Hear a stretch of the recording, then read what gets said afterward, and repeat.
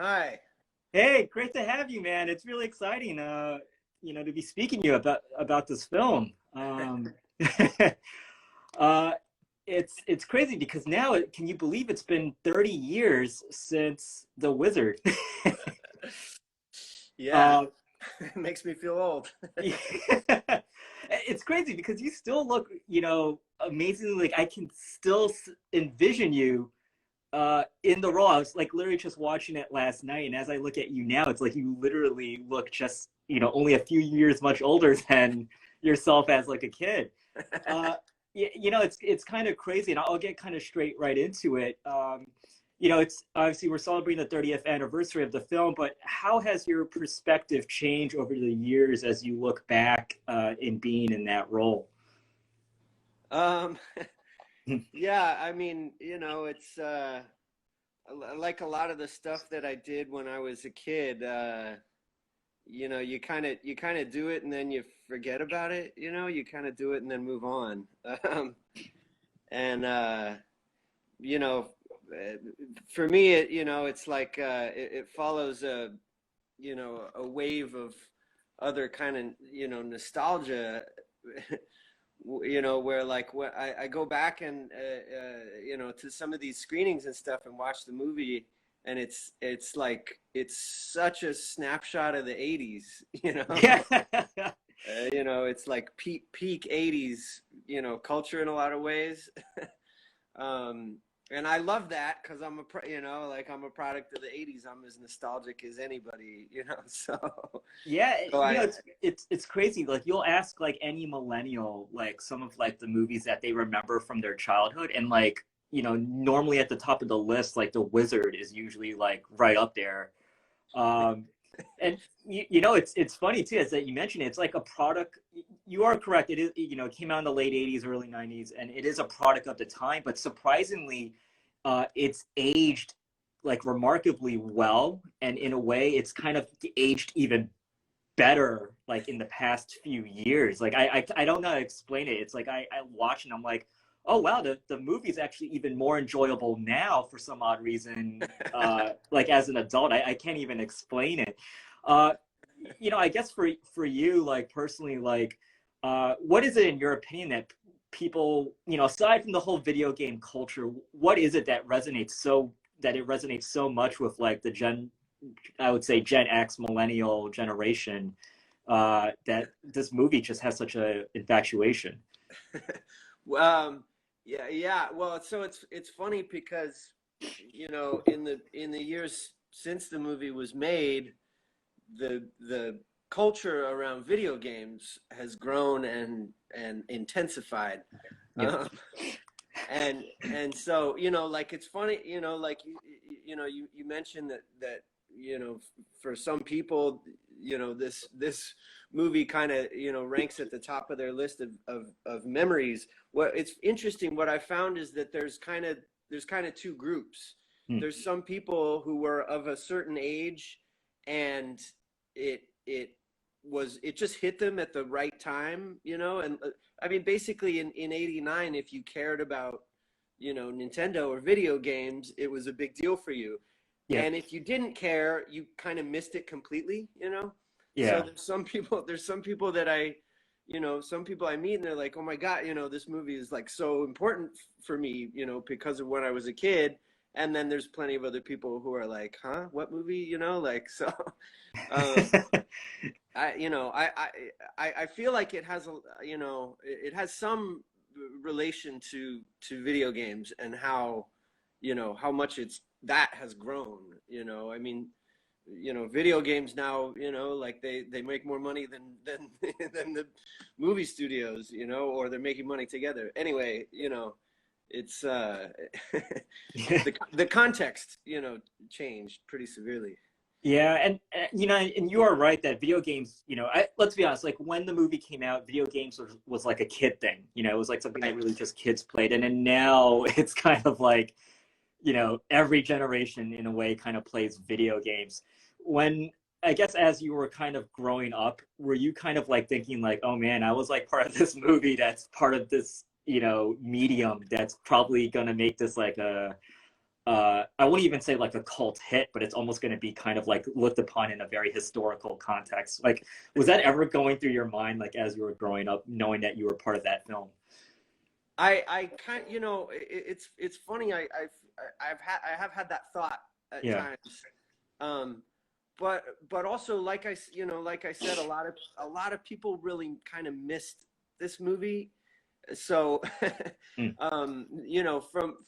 from some sources, I think I maybe expected more of a response. I Yeah. thought that there might be more, reverence for it or something like that. But a lot of people, just didn't even catch it. No, I would say it's actually here's like the weird thing now. Like I actually think it's actually caught even more fire now in the sense of people like catching on. Like, hey, do you guys remember that movie from the 80s, like The Wizard? And obviously that's us, like that's that millennial Gen X generation that remembers that movie. Yeah. But then now, like a lot of like the new kids who are getting into video games and who are starting to go to like a lot of the Comic Cons and like a lot of these retro video game cons, as I've actually seen like a lot of people like cosplay as like Jimmy Woods, as Corey, as as I as that's Jenny. amazing. I haven't seen that. I've gone to a couple, conventions and stuff, but I haven't seen that yet. I look forward to Oh no, they're definitely there. When I was at San Diego Comic Con like a year ago, I recall seeing quite a few like Jimmy Woods, grown men, and grown men with also their children. Right. And they're like cosplaying as like literally like the cast of The Wizard, and it's kind of crazy because now the people who have to like who are doing the cosplay as the cast of The Wizard, they're actually having to be the roles of like Christian Slater or Right. Beau Bridges, and then they're having to have their children cosplay as you. So it's actually kind of like pretty crazy how it is resonating even more now in pop culture that when you see it, you're like, oh my gosh, I can't believe that. So believe it or not, it is actually starting to like catch even more fire now.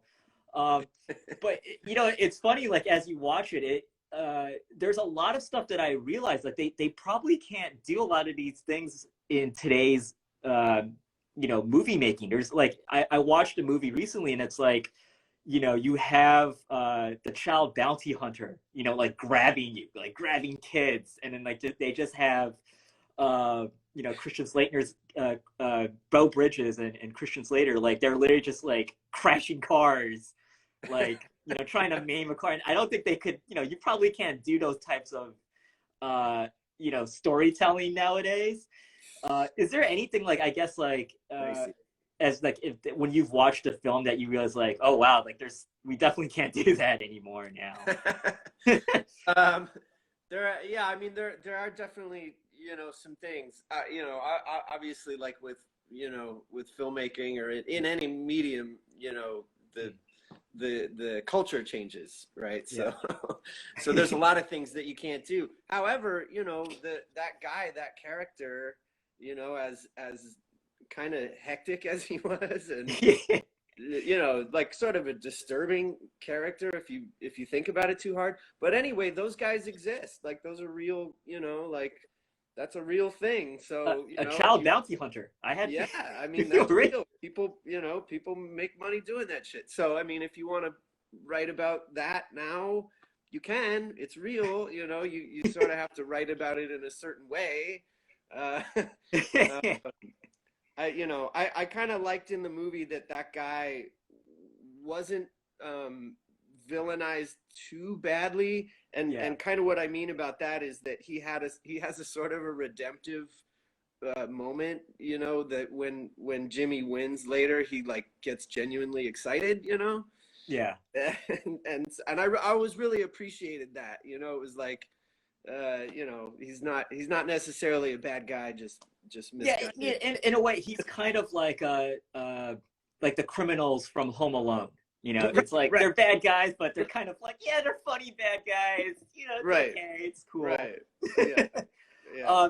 What I guess like how many times have you actually, if you could count it like in your mind, how many times have you actually seen the film yourself? just on your own and on my own, never. yeah. Uh, Oh, how, how many screenings and yeah, like events probably throughout and that time. Yeah. yeah. Um, oh my God, I really don't know. Uh, Probably maybe countless now. maybe 100 or that's a hard Wow. that's a But hard one. I have noticed something, Luke, that in recent years you've actually been more visible and actually like talking about the role. Fairly recent. You've done some appearances at other expos in terms of like or screening, showing up and discussing the role. Was there ever a time, I guess, in your life where you kind of just didn't want to talk about it? Especially like as an actor, you're usually going from role to role. Was there a time, like, especially even just as a kid growing up, you're just like, dude, I just don't want to talk about like the wizard at this point. Like, I get it. I was in the movie. Yeah. Mostly as a young man, Mm, and mostly because of the industry, for, as a young man, the priority is like getting a job. What's my next job going to be? yep. And being it's sort of a classic problem. Kids who came up in the industry, and kids who are they're kind of known for a certain thing, they have a hard time breaking out of that or being seen as something else. Yeah. That was really my only time where I I was kind of closed off of Yeah. it. Yeah. And, um and and then I guess what brought you in like recent years to be more present, I guess, in discussing it. Honestly, people asked. Yeah. Yeah, people showed up, and before that there really wasn't, you know there weren't requests. There weren't really people asking. The Yeah. moment people started asking, I figure, yeah, okay, cool. Yeah. And I and and like in recent years, actually, like the movie has been like re-released actually like a number of times. And in doing this interview with you right now, Shout Factory, is putting out the 30th anniversary of the film on Blu-ray. Yeah. And so again, it's almost like a Disney movie where it just keeps getting like resurfaced out of the vault Right. at this point. Right. Normally, every time they kind of release the film or re-release it, are you usually kind of like reached out and saying, hey Luke, we would love to kind of get some commentary, and you're like, like get your word on it? Do you ever kind of get like brought up to, try to like be involved in like the re-releases? I was, involved. Mm. I did talk to the folks at Shout Factory, and we did, a bunch of us did, interviews for it, just talking about the movie. Previous to that, there wasn't really a lot of, communication, at least with me. Mm. I mean, I watch, Twitter and stuff, and there's some conversations going back and forth between fans and, I don't, whoever the responsible party at Universal would be. Yeah. But none of it really ever concerned me. you know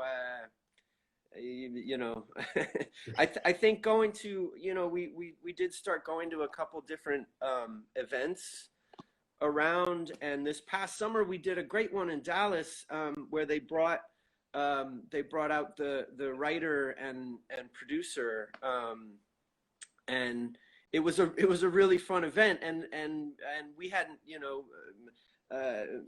seen each other basically in 30 years, since hadn't seen each other since we saw the movie. And Wow. we had a really great time, hanging out together at this thing. And so kind of out of that, there was a introduction made to, Shout Factory, and so those guys did interviews for the Blu-ray also. Yeah, which is really fun. There's some fun stuff on it. Yeah, and I highly recommend for everyone that's going to be watching this video now and watching it later that they actually do check out the Blu-ray. It's actually like a very clean cut of it, probably the best resolution I've seen of the film, and it almost feels like you're watching it still right back in 1989 with like a fresh film. So it's like really a great transfer of it. Um, I guess like if you look back at the film, I'm sure you've been asked this question like 1,000 times, but you know, what was probably like the best moment you can probably, you know, recall from like the making of it that, you know, still to this day when you think back on it, you're like, wow, like I can't believe I was part of this film. Like what was like probably the that memory that like strikes you the most? Um, all right. Well, I guess I got two. Hmm. One is kind of happy but selfish. Uh, you know, we filmed in arcades a lot, Yep. and I guess I think they maybe built these arcades because I don't, you know, I don't think in the casino in Reno, the casinos, they didn't have arcades, I think. Anyway, point being, we got to, you know, film in these arcades, and there's a lot of downtime, you know, on films. So so when we had time off, they would open up the front of the machines, and Yeah. I, you know, and I got to, you know, play free or whatever. And for me at 8 years old or whatever, that was like, That must have been like a dream. oh my Like God, it was so in the incredible. film and in real life. So You know, it's none of the video game playing in the movie is actually me. You yeah. know, it's so strange, but I loved video games. So when, you know, it was like you know, go work and pretend like you're playing a video game, and then on your break go actually play a video Like game. You know, yeah, that was awesome. I didn't know that those things even opened up and that you could do that. So wow. I was blown away. And then my second one is kind of sad. I had a, you know, I had kind of a lot of fun with Jenny Lewis. You Hmm. know, her and I don't know. I mean, I was 8 years old, so my perception of it all is pretty skewed, I'm sure. But I remember kind of like palling around with her a lot and having a really fun time and kind of being buddies. Yeah. And that's, you know, from every film I've ever done, those are my favorite memories, you Yeah. know, are of the usually other actors, but sometimes it's just another, you know, it's a director or whatever, you know, just some person that you meet, and it's just, you know, it's fun. Um, you know, the kind of sad thing about film is you have that experience, and then most of the time you go away and you never see that person again. So that is the case with Jenny. You know, we had a good time, and I have really fond memories, but I've never seen her again. Wow. Wow. I had no idea. I mean, you recently seen Fred Savage and you've seen Todd Holland, you know, the director recently during, you know, some reunion Yeah, screenings. And that is like kind of like what most fans of the film have always been wondering. Obviously, Jenny Lewis is like, you know, a big musician, a big, you know, right, she's in a band. And right. people have always wondered, you know, where has she been in terms of like what her thoughts were on being in the film. And on social media, she's maybe alluded to it like maybe a few times here and there, but for the most part, she hasn't really recalled much of her childhood, you know, performance days. It's actually quite unique. So a lot of people are actually, you know, wondering about that. And so it is very fascinating to hear that you haven't really had that chance to, you know, reconnect with her. Especially, you know, you look back at it now as we're all adults. One of the things that we always love doing is we always love reconnecting to the friends that we made as kids. We always want to know, like, you know, what's going on with them. Yeah, Um, you know, as an actor, obviously, you know, a lot of times actors like to somewhat look at their performances and they like to sometimes critique themselves. And I know that, you know, at the time you were only a child, but is there anything in the film that when you watch now that you're kind of like, I wish I kind of did this differently. I oh wish I my could. God, every line of every scene. You know, among those performers that hates to watch, you know, their own material. Mm, Um, you know, for whatever reason, I'm, you know, super critical, and it's really hard to turn that part of my brain off. Definitely, you know, you know, 8 years or, you know, 30, however many years it's been now, you know, I can appreciate it sort of from a distance now. you know, you know, not go crazy with the criticisms. Yeah. But I, yeah, I will I will say this, Luke, and I know your character was meant to be you know, kind of like despondent and, you know, like a little bit like aloof, so to speak.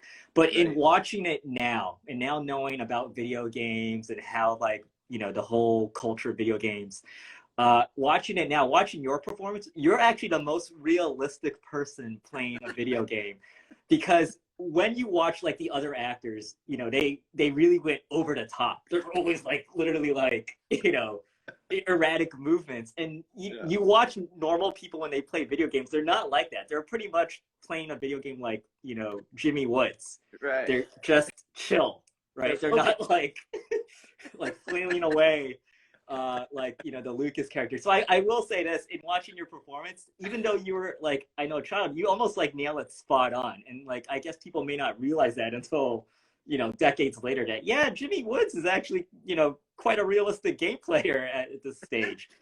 Um, I guess, like, is there any part of the film though that you feel is like cringeworthy? And I know I don't mean that in a critique manner, but is there something like in the film you're like, "Ee," you know, looking back on it? Ah, shit. The, you know, the fashion for sure. Oh, We I cut. thought the fashion's cooler now, man. Are you kidding me? It's like I almost want to dress up like all you guys like in the film right now. Like here in Brooklyn, it's like, dude, this is what we want to wear. I don't know if you know, is Vision Streetwear still in business? Can, You can know what? I think it is actually. It still might be. Is can you was still get Vision gear? I if it's not widely available, I definitely do think people are probably still rocking it in some capacity or another, in like, you know, in an open ceremony flea market type store. So I definitely do still feel like, uh, look, if you look at the fashion that you, Fred Savage, and Jenny Lewis are wearing, it's like literally, dude, that's what like 20-year-olds are wearing right now. So it's almost like you guys were like way too ahead of your time. Right. Well, It, it now, you know, now there's the benefit of irony. Yeah, like the hat you wore, the dad hat you wore, Yeah. is actually like a cool thing. So, like in the film, uh, In '89, that wasn't ironic. yeah. You know, and there's a funny thing too. As I watched the film, and you know, I know it's like a lot of the MacGuffins that have to happen in the film in order for the story to kind of progress. But in watching it now, I realize it's like, wow, like the three characters, the three main characters, everyone is just like a real jerk to them. You know, you look, it's like, you know, Right. you got like the child bounty hunter. You have kind of Lucas, like, and his cool friends who are all like, you know, the cool kids with like their Nintendo games. And then you have, at one point, there's like a group of like grown men, like ranch handlers that basically swindle you out of your money and throw you off a truck. Yeah. And then later on in the film, there's a bunch of 20-year-olds that mug you guys. It's like, it's almost like, man, these poor kids, like watching the, like, I'm watching it now, I'm like, these kids just got beat up like just the entire duration of the movie. Did I that know. ever occur to you? It's like, man, we're just getting beat in every single scene.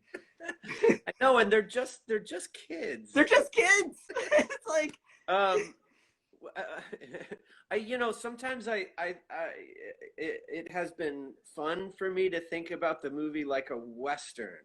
yeah. That, yeah, that like, you know, like they're the like, you know, ragtag band of, you know, you know, Like wild guns, just, you know, yeah. making their way through the country. Yeah, no, it's exactly like that. So they have to encounter, you know, banditos. Yeah. So that's always what those guys kind of represented to me in the story, you know. Yeah. Those, yeah. I just always found it interesting because throughout the film, it is literally like you guys having to take on like every type of bully. And surprisingly or not, like the nicest people, the nicest characters in the entire film are like a biker gang and a bunch of truckers. Those are like the nicest people that treated you guys in the movie that actually did something nice for y'all. Um, so Shout out to bikers. They're nicer guys than you think. yeah, no, and that's the whole thing. That like, and that was the funny thing too. Like in that scene, when the bikers like show up, they try to like Fred Savage. He gives this look like, oh man, like what's gonna happen next? And then like they are the reason that you guys actually made it across the whatever the next destination was. You guys were literally stranded in a desert to die, if I recall it right. They were key. They were, that's like I don't know. That's the well, I don't know what part of the story circle it is, but it's like it's the goddess or whatever who shows up and like gives you we wouldn't have got where we were going without him. Yeah. So as I again, there's like so many plots in this film. Like I can't even count it on two hands. Like literally how many recurring storylines. When you got the role, and I guess like in terms of like what you remember, did you already remember the full like premise of the movie, how it was going to be, and like kind of all these sequence of events, or was it kind of just like filmed like, all right, here's your next thing, Luke, here's the next thing? Like, were you already kind of fully aware of like the whole plot at that point? I mean, I had read the script. Mm-hmm. I was adept enough at least to read it. I like most actors, I think, really focused on my parts of the story. I was mainly concerned with that stuff, trying to get it right or whatever. And yeah, so there's there are definitely parts of the movie that I was pretty oblivious about, and that I was oblivious about until I saw it. So, wow. Yeah. It's almost like they filmed it like a Marvel movie back then. It's like, we're only going to tell you your parts, man. Well, most in terms of most filmmaking, it happens that way.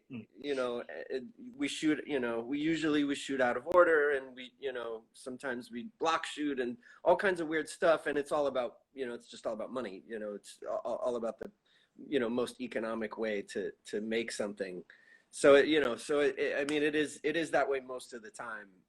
It's odd having been in movies with actors that I really like, that I'm a fan of, but I've never met them, but we're in the same movie, Wow. But that happens. That's the way movie making goes. So yeah, there was a ton of stuff, about it that I was really oblivious to. Well, I guess maybe you can help answer this question that a lot of fans have been asking, about the film.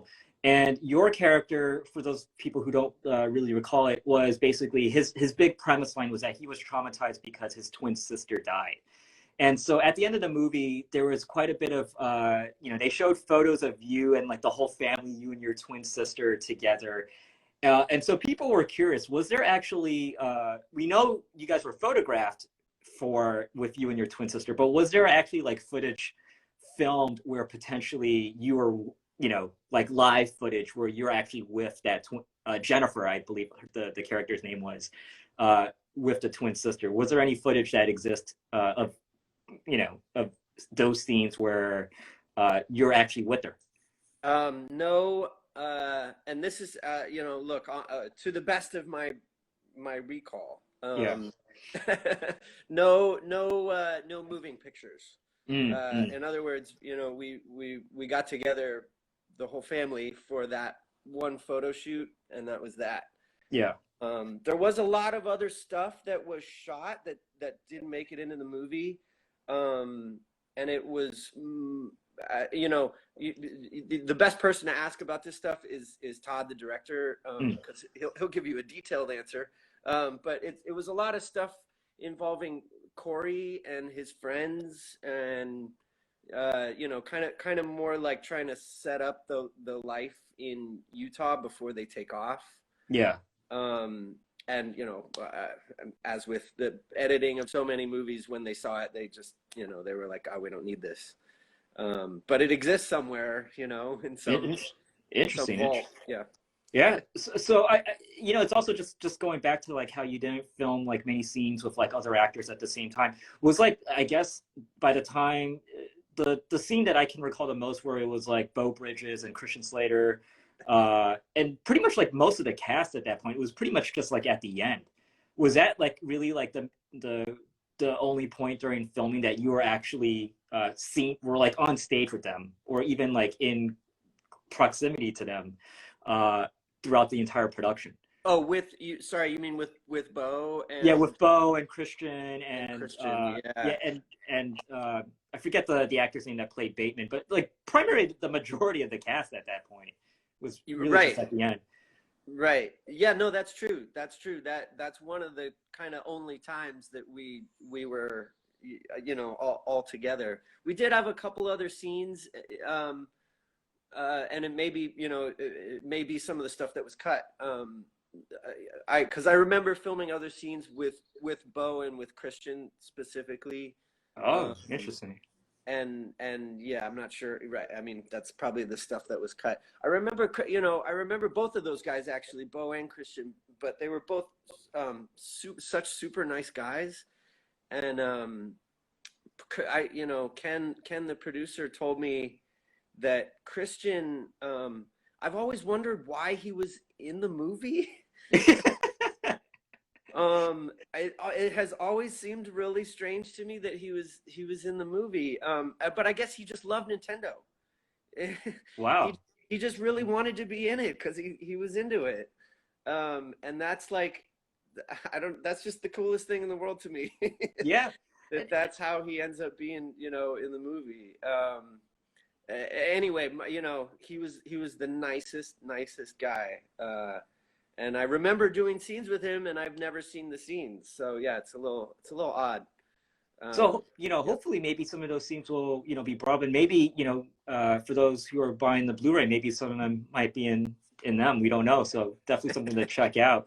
yeah. Uh, I definitely do want to take a scene from the movie, and there again, like one of the things I just want to kind of see is like um, when we look at like the character from Lucas, who was kind of like one of the main antagonists, like the villains, because he was such a cool guy. And I just watched a scene, and you know, again, this is why I find the film is even more fun to watch now, just years later, especially as an adult, because you look at it from like such a different like lens in a way. Like you almost wish like I was Corey or Jimmy or Jenny, and that we could, you know, be them and almost like fight back. Yeah. And it's this scene in particular where, you know, we're watching right now where, you know, we get to see, you know, Lucas reveal like he has 97 games and he's such a cool guy, right? And I almost wanted to just say like, you know, dude, you're walking around with 97 video games. You must be like the most uncoolest guy like on the face of the planet walking around like that. And you know, the scene is just hilarious because again, like, you know, he's meant to be like such a cool dude. And as he's talking to you guys just kind of look at him and you guys give him this look like, oh really, dickhead? It's like but you know what, if you could like kind of in your memory, what would have been like your favorite scene in the entire film? Oh boy. Low hanging fruit really for me, but it's really the end. It's where everybody, like stops beefing and And it just gets together. yeah, I mean, that's my favorite part of any story. Like I'm pretty easy to predict that way. The mom and the dad who have been fighting so bitterly, they go like, all right, it's not that big a deal. We'll like work with each other. Like that was a bit. That's a big moment for me in a story. Or the bounty hunter guy getting genuinely excited. He's more excited than, Yeah. than mom is. It's like, all right, yes, and, uh, and and for many gamers, Luke, it's actually, this is why the film is like kind of so important for us, because you know at the time, again, like let's put our shoes, like put ourselves back in 1989, 1990. Video games were not really looked upon as, you know, a good thing. They were kind of like seen as like rotten like rotting our brains out. Yep. And this was like a nice movie that kind of said, hey, video games are pretty cool. Like, look at it. It was like a common point amongst families. It kind of, you know, brought people together. It brought this kid who had tragedy. It gave him like a purpose, you know. Yeah. Heal the family even.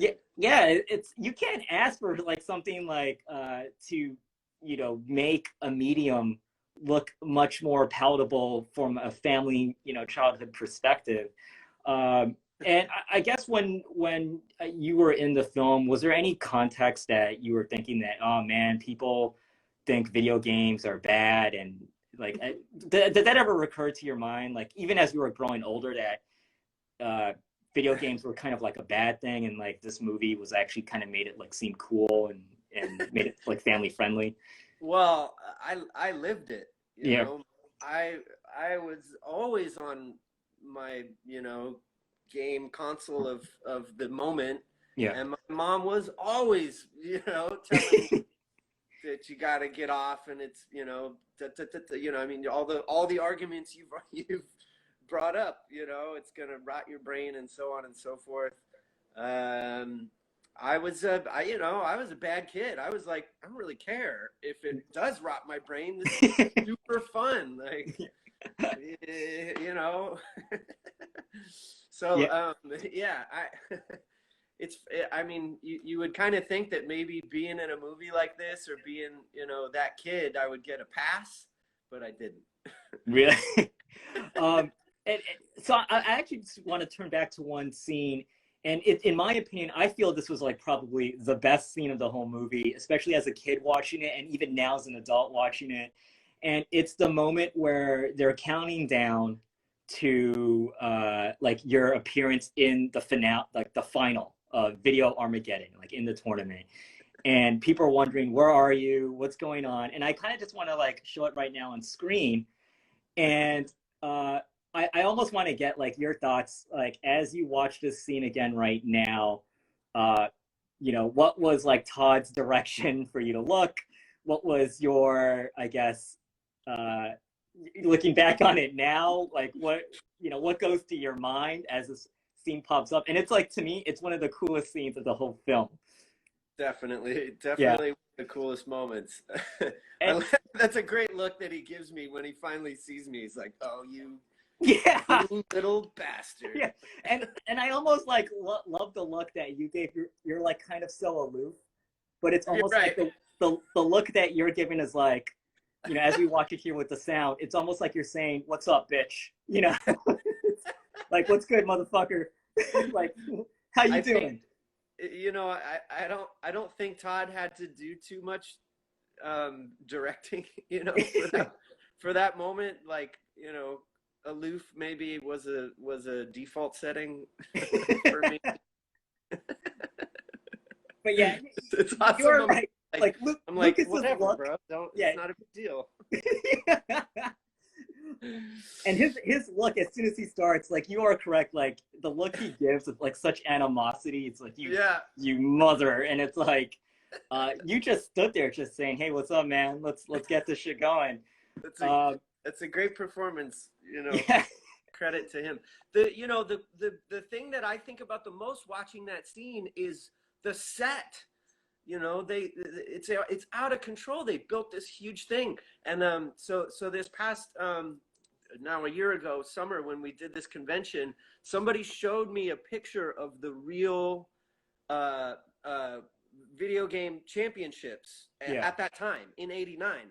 You know, because it was a real thing that they did, and it's a you know, it's a conference room in a hotel with, you know, like folding tables and folding chairs and a bunch of TVs. I mean, it's you know, it's like, it's the most boring thing you could imagine, you know, like to look at. It's like, you know, like what's even happening there? Like ghetto.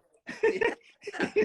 So I love that the, you know, the filmmakers here really went for it. They like made a thing that was impressive, you know, Yeah, and that's when you look at the whole film, you look at it on a whole, most of the film is like literally like you guys like going from one desert town to the next desert town to like Reno, which, let's be honest, when you guys get to Reno, you're in a casino. So again, it's not like the most lively of like scenes.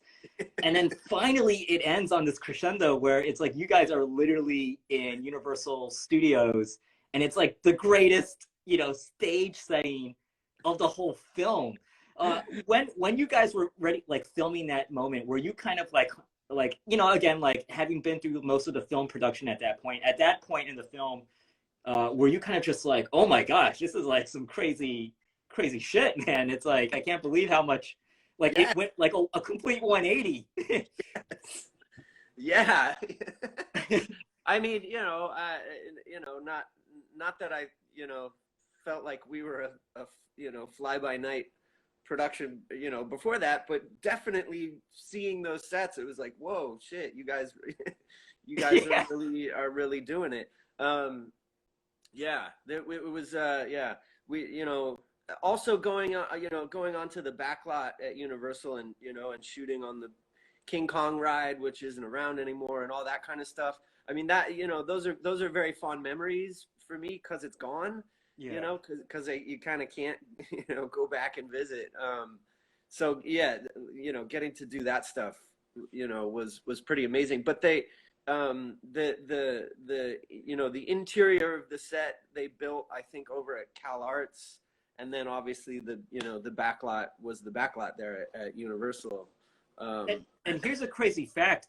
To our knowledge, it might be the only time Universal Studios has ever allowed anyone to film kind of like the underneath, or I guess like the backstage scene of the King Kong ride. Like Yeah, the only kind of footage that exists of that whole area, to our knowledge, like publicly, is from this film. So it's kind of crazy, like that Universal like allowed you guys to, you yeah. know, break a little bit of the magic, so to speak. And I almost cringe watching it because it looks so dangerous. Like there's like fire going on in the background. You guys are having to go underneath like an elevator shaft, and it's like, It and kind you of could was. tell there's no stunt doubles. It's literally like you guys like in the scene. I'm Yeah. not sure they would allow that now at this point. I mean, it was there was no imminent, threat, of course, Yeah. but yeah, it also was like it was a little. I mean, for me, I mean, I was 8 years old, but it Yeah. was a little sketchy for me to go down there. So, yeah, I think I was surprised Mhm. that they were down for that. It's a little bit like showing people how you make the sausage. Like Like, don't. yeah, not so good. You don't want to Yeah. show this off. Yeah, I mean, watching it now, I'm actually kind of surprised about that too, that they even allowed like that type of footage. I do want to get back to like the video game aspect of the film, and in throughout the history since its release, numerous of video game enthusiasts and pundits, and even Roger and Ebert, when they reviewed the film, they were literally critiquing like the video game footage in the film, and it's almost like, dude, it's a movie. It doesn't have to be accurate video game, footage, right? However, if you made something now that features some video game, game playing, you better Yeah. get it right. Oh yeah, the publishers ain't, they're gonna want it like almost precise, because they're not gonna want their property messed around with. But Right. even looking back at a lot of the footage that we saw from like Ninja Turtles or Super Mario Brothers 3, does anything ever, like, I'm not sure how much of the video game critiquing that you've heard, but does anything like make you laugh, like, dude, like you guys are insane that you guys are like breaking it down in such like intricate details?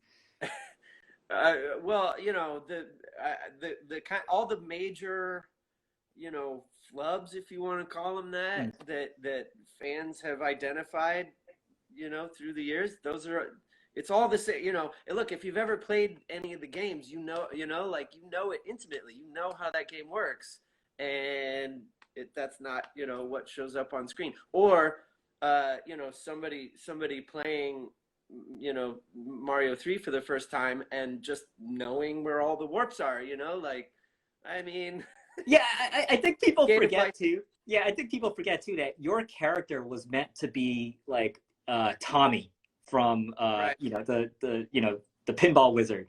He That's was right. supposed to be a prodigy in video games. Like, we get it. No one knows that where the warp is because the game just came out. But guess what, guys? He's a fucking prodigy. He just figures the shit out at this point. That's right. He's the wizard. He just Yeah. knows. How does he So, know? Huh. Not everybody can be the wizard. um, yeah, and so I kind of want to just close it off, Luke, and just kind of like, looking back on the film now at this point, and it's now been 30 years. You're now a full-fledged adult. What is kind of the most important historical context that you love your role and you love the film to be remembered most by, as we, continue to, look fondly on it. And again, I say this because the viewership and the fan base of this movie only actually grows. And I say that firsthand every time I go to a Comic-Con, every time a re-release happens, especially, with Shout Factory putting it out, it grows in pop culture significance at this point. But how would you like it to be remembered most, like your role and in the film specifically? For me, the most important kind of piece of it is about, it is about like Jimmy and the gaming community, and so like Jimmy is or was traumatized, and so there was something that there's something that happened that kind of created a shift in him, and it was never really addressed directly, at least, if he was maybe part of, like, maybe he was neurodivergent, like maybe he was part of that crowd, but I always thought about him that way. So for me, he kind of always was, and video games, for that, neurodivergent crowd are important, and there's a reason, and so that was like some kind of thing that I don't know if the filmmakers or the writer or anybody really, if they were trying to identify that link or not, or it was just or maybe that's what Tommy is about, maybe that goes back, maybe we have some like history and storytelling, but that was always kind of the most like powerful thing to me, was that like there's so many different types of brains, and it's so beautiful that the neurodivergent crowd has these things that make their lives really full and rich, and that they can devote themselves to, and find joy out of, even when, or especially if, they have trouble relating to other people. Yep. Yeah. Well, Luke, we want to thank you again for taking the time. I speak, not just myself because I am a big childhood fan of the film, but I speak for like, pretty much every gamer out there because the film and your role specifically was, it's a part of our childhoods, and in a way, it kind of shaped the way how we looked at video games. This is a video game con that's doing this interview, so it plays a huge part in just our lives in general, and so we really are thankful for the chance to be speaking with you, and the fact that you're willing to talk about the role even 30 years later. A lot of actors tend to kind of just what it's a role, it's a gig, and they move on to the next thing. Like, so I think the community is greatly appreciative of you discussing your your retrospective back on the role. Yeah, itself. likewise, I'm so grateful and so appreciative of the community and the fans. I see all you guys. It's pretty awesome. Yeah, and if people want to kind of catch up to see like latest works of what you could be doing or what you're up to now, like where would you suggest like they can, I guess, like find out? Would they just find out on IMDb, or just yeah, that's the sort of the default yeah.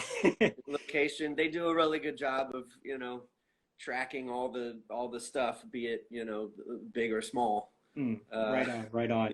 Yeah. Yeah. Well, Luke, like I say, I want to thank you again for taking the time. Again, for everyone that's watching, make sure to check out the 30th anniversary of The Wizard Collector's Edition, out now on Blu-ray by Shout Factory. It's probably, in my opinion, the greatest release of the film yet. And Luke, it's truly an honor. You meant so much to our childhoods.